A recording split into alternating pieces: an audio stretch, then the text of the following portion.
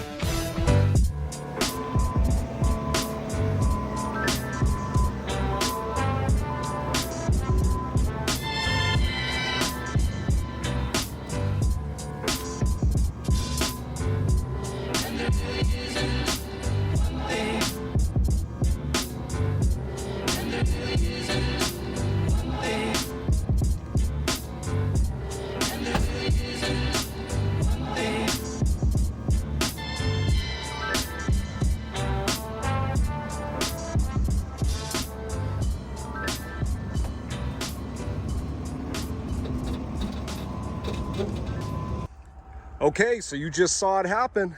Another AT&T Malibu. It has been I think it's been over 4 years since I last bought one of these from Copart.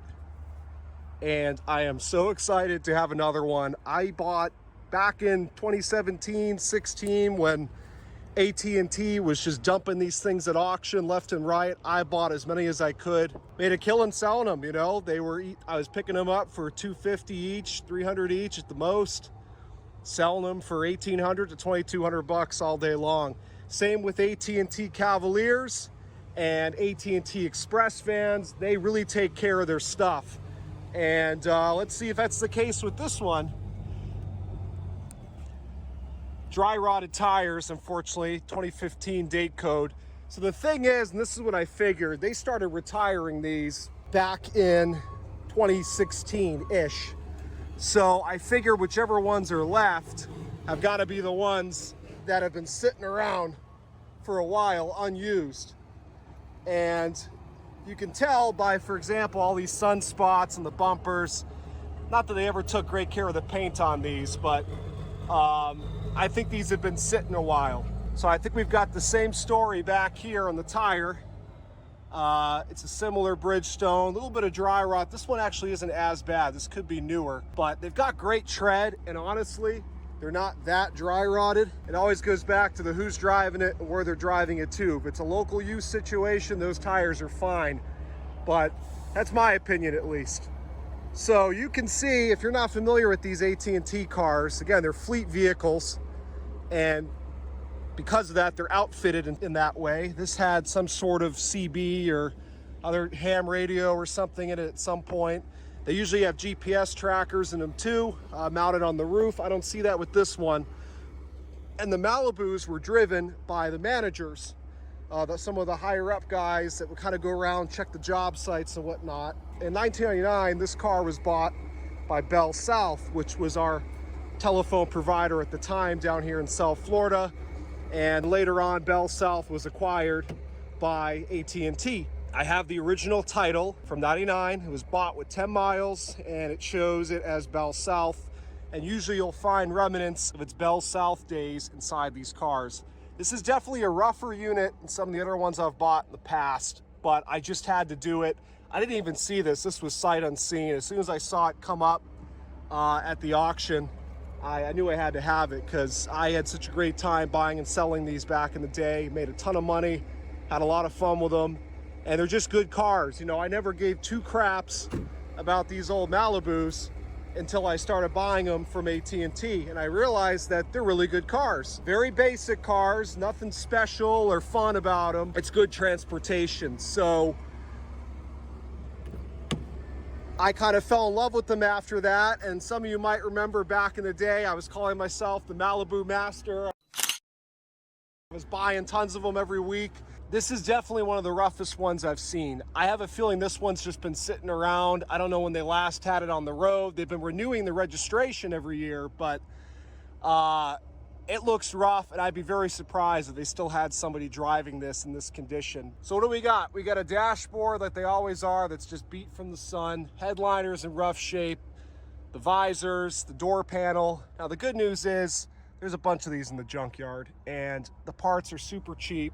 Well, I thought for sure this would have a dead battery. I just assumed this is a unit that's been sitting. And I noticed when they put it on the dolly, it needs to come forward a little bit. So I figured out, let me see if it'll start. And I've got a chime at least. So again, this is sight unseen. I did not check this out before I bought it. Let's see what it does.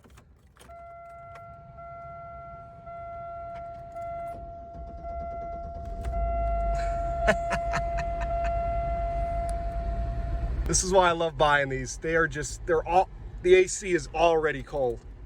It's already cold. So maybe somebody was driving this because everything's in pretty good working order. The last two, and this is typical with these, that light will start to go out. The last two that I bought, again, 4+ years ago, have both been ones that have been decommissioned for a bit. They've been sitting and I had to recharge the air and do a bunch of minor stuff to them. And one of them I still have to this day. I did some cosmetic stuff to it, put a spoiler on it, put some Malibu LS wheels on it, the alloys. Took all the AT&T stickers off, put Malibu badges on it because they're always missing because they put reflective stickers in their place. And I daily drove that car up until like last year. I've put, God, 20,000+ miles on it of rigorous city driving. And it was a great, this AC is freezing. Freezing! It always is. It always is. That's just, this is why I didn't bother coming up here to look at this thing. It's got a check engine light on, but it's going to be something stupid like an O2 sensor or mass airflow. It's running fine. It's running absolutely fine. But yeah, these cars are so well kept by AT&T. Most of these Malibus by now are on their 3rd, 4th, 5th owner. It's just run them into the ground. AT&T, cosmetically, you know, they could do a better job, but this is just machinery for them. It's just a tool to get the job done. And because of that, they need to be reliable. And mechanically, they always take great care of these. Nothing weird in the glove box. There's always, cover up this number here. You can see they got a, you know, if you were to have an accident or something, you fill that out. Hopefully we don't see any on there. Not that I'd really care. But this I had to buy, and I paid more than I've ever paid for one of these before just because of, I guess, inflation and the used car market, and the auction fees have gone up over the years since I last bought one. My winning bid on this was $400 bucks. After fees, $678 grand total. And you can see right here, the seller, AT&T Services. I gotta say, AT&T kept their stuff for a very long time compared to a lot of other companies that will, for example, municipalities will get rid of vehicles every 5 years, cop cars, whatever, DPW vehicles. This is a 2000. AT&T has had this since 2000 when it was Bell South, even after the acquisition and, you know, all the growth that the company has experienced down here in South Florida. They've still ran these old Malibus for all these years. I just think that's so cool. And I think these cars deserve a second chance, a second life. There's nothing wrong with them. You know, they're just a little beat down and ugly, underappreciated by most, but we're gonna change that. I'm gonna get this thing all nice and cleaned up, make her look as pretty as I can on a budget, of course, because it's not a very valuable car. I used to sell these for $1,800 to $2,200 all day long. Prices have gone up. I paid more for the car. Hopefully I can sell it for more. Maybe I can get $2,500. But to me, what matters even more than the money is I want to make sure it finds a good home. It may sound silly. It's a Malibu. It's not a 57 Chevy or something, but these are the cars that I care about. That's why you guys are here, I assume. I want to find this car a good home. Hopefully I can find a friend that's looking for a cheap car. I sold a lot of these to friends, and they drove them for a long time, most of them. Just somebody that will take care of this and appreciate it, not just see it as a beater. I don't need to keep this. I already have my AT&T Malibu, the last one I ever bought that I kept kind of as a tribute to all the other ones that came before it that made me money. And for the longest time, they didn't sell any more of these, at least down here in South Florida. I can't even remember the last time I saw an AT&T Malibu. And here we are. I just picked one up that slipped through the cracks. So, as you can see, I've been sitting here rambling. It's still running perfect. No issues accelerating. Put into gear. The brakes are good. Like I said, I gotta pull this up on the dolly just a little bit.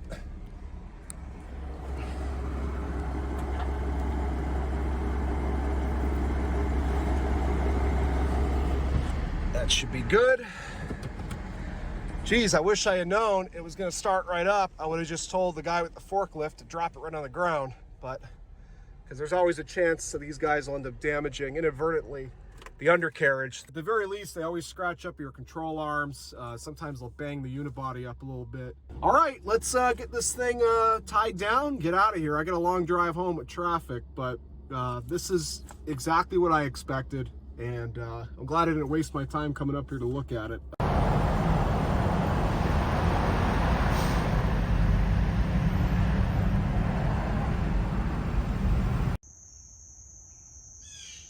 Back home with the Malibu. Sat in traffic for quite a while. I just got the trailer.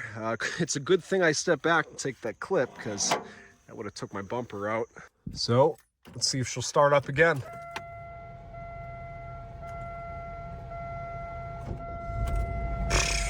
Even easier than the last time. Just clicked right over. We'll run that code too, see what the check engine light's on for. I always forget these are OBD2. They feel so archaic inside.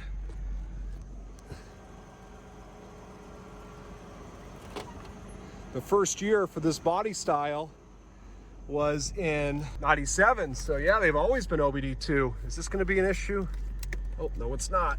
So if you didn't notice, crank windows. I've only seen one of these AT&T Malibus that had power windows. It must have been the real high up manager and power locks. Well, it shifts to second, perfectly fine. That one, funny enough, had a 2.2 Ecotech in it, so I don't know. I guess maybe he did the most driving and wanted the fuel economy, because this one, and most of these are 3.1 V6, and it's the later. This is a 2000. It's got the different intake, at least the styling of it, and these were much less susceptible to having intake gasket issues. So here I am yapping away. Forgot to show you. Come on, Mama, you gonna shift? Uh-oh. Ah, okay. It held for a little longer than I would expect it to, but we don't know how long this thing's been sitting without shifting. All the shifts feel fine, very smooth. It's definitely been sitting because the tires are flat spotted. 153,000 miles. Jeez, I think my own AT&T Malibu still has less miles than this one, but this is not the highest mileage one I've ever bought. Bought one with 168,000 miles one time, and I bought them with as low mileage as 90, but they definitely did get driven. For some reason, their Cavaliers that they used to have were the ones that seemed to have a lot less miles put on them. All those had 70, 60, 50,000 miles. So I don't know how the structuring is at AT&T, who drives what, but the Malibus did get used. Yeah, she's shifting just fine. The alignment's a little bit off. It's not pulling, so they just didn't realign the steering wheel when they did the alignment. And the AC is still blowing ice cold. The brakes work great. You don't see any surprise on my face, because this is always how these AT&T cars are. And of all the AT&T vans I ever bought, only one of them ever had a bad transmission, and it was listed as having a bad transmission.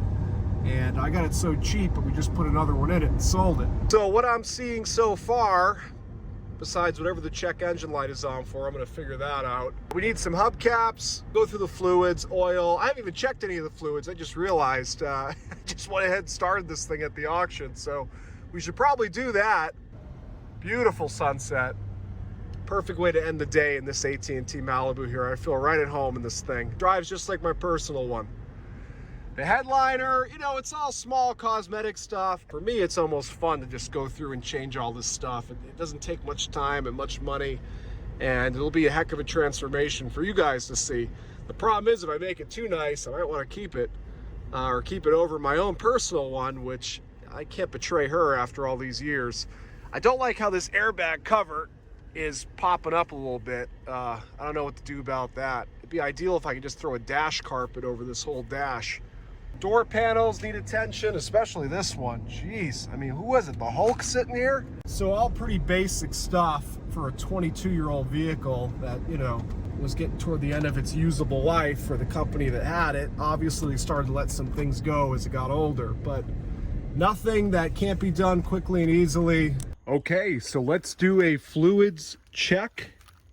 I've let the vehicle cool down, and right away, something I noticed that makes me very happy, although I'm not surprised based on how it felt in the car, is a brand new AC compressor down there, or very recently replaced at least, so that's good. Looks like a lot of the AC components have been replaced, a lot of the lines and stuff and the fittings, so that would explain the ice cold air. I have not checked the oil yet. This is my first time really checking anything over. I haven't even opened the hood on this thing yet. It's my first time opening the hood, so let's take a look together. Although again, don't expect anything crazy. Looks like the dipstick is kind of stuck. There we go. This should be attached to that. That's no big deal, but how the whole thing's just falling apart. I guess nobody's taken this thing out in a while. All right, so the oil, you know, it could use an oil change. I'm going to do one anyway. I always do. I like to give these cars the best fighting chance possible, meaning that if they, and it's almost inevitable with these, end up with a, you know, owner, it treats them more like just a beater. I do my best to find them good homes, but not everybody is out in the market for a 20-year-old Malibu. So at least the oil is nice and clean with a new filter. They'll probably neglect the oil change for several thousand miles or maybe even a few years. At least it gives this thing a better fighting chance at being on the road longer. So I will change this oil. I just wiped the, although I do kind of have to push this in to get the most accurate reading. Let's see if it's low or not. Nope, it's actually a little overfilled. Oh, whatever, it doesn't matter. I'm changing the oil anyway. Speaking of oil, if you look down there, it's definitely, and it's always the case with these, a AC Delco oil filter. I find that AT&T uses all GM parts wherever they can on these cars, which is great. You can see right here, the battery as well, AC Delco. And obviously this battery must be a pretty recent one because this thing just cranks right over with no issue at all. The coolant, let's take a look. Color looks good. Deck's cool in there, obviously. This is a 2000 model year, so everything was using Deck's cool in the GM lineup, or just about everything. It should be cool enough now to pop the cap off. There we go. Yeah, it looks clean. You know, I'm sure they did regular, it seems like they would follow the owner's manual pretty well in terms of regular maintenance, although Deck's cool, according to the owner's manual, it's like 150,000 mile fluid, which is just definitely not what you want to do. Really, a lot of people just stay away from Deck's cool and will flush out their system and go with green coolant or yellow, whatever the universal is these days. But if you change your Deck's cool enough, as you see here, which has been clearly done with this vehicle, because you can tell when it hasn't been changed, it gets nasty looking. It'll be fine. As I was saying earlier in the video, these later 3100s, you can tell when it's an earlier one, like a 97, the writing here on the intake, the 3100, is a different font. Those ones, this is just personal experience. There's no actual proof of this. Maybe there was some sort of redesign with the intake manifold gaskets. When you see this intake, I've never had one with intake manifold gasket failure. Not to say it can't happen, but from my experience, I haven't had a single one of these with this later design on the intake that's had intake gasket failure. That's very common with the 97, 98s, you know, the early 3100s when they switched to this style. So I'm not worried about that here. The oil doesn't show any signs of coolant intrusion and vice versa. I do see it looks like the serpentine belt, certainly not the original. It's a newer Delco. I think it's a Delco, right? Probably Delco belt. And it's hard for me to see. It's getting dark, but it doesn't look like there's any cracking. I'm surprised. This looks like the original alternator, and usually all the alternators on these V6s have been replaced at this point. So, hey, if it ain't broke, don't fix it.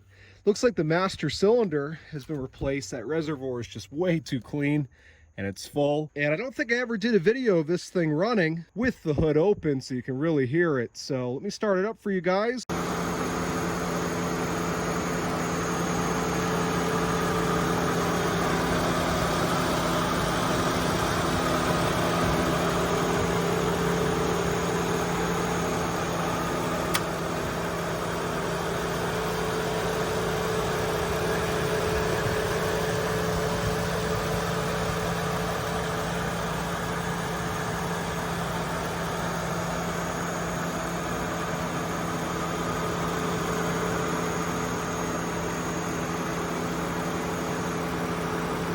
So as you can see, she runs great. If you didn't understand before why I love buying these AT&T cars so much, well, maybe now you do.